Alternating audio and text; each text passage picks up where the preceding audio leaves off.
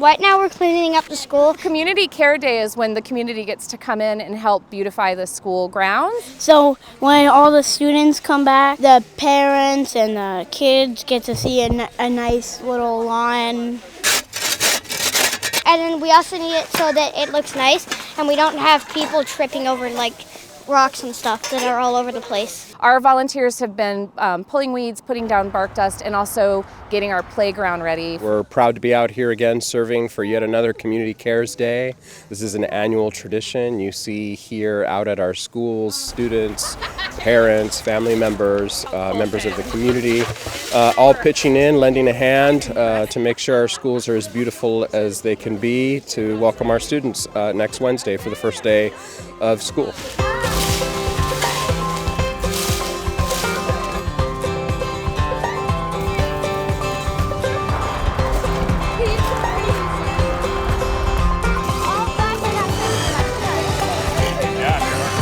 I'm picking up the weeds with my mom.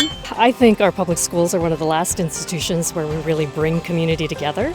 And things like this, where we do that, we bring parents and kids and people who aren't attached to the school, I'm not attached to the school, together to work on something. I think that goes a huge distance towards bridging the gaps that we're seeing all around us. Well, we just moved to Portland, and we want to be part of the community, and what best way to do it than to help out the schools. Well, it shows them that we actually care and respect their school. I mean, this is just like our home. I come here every morning when I drop off my daughters. My hope is that when my parents and my students arrive next Wednesday, that they look at all the hard work that everybody came together to do, and they join in efforts so that we can work together as a united whole at Capitol Hill.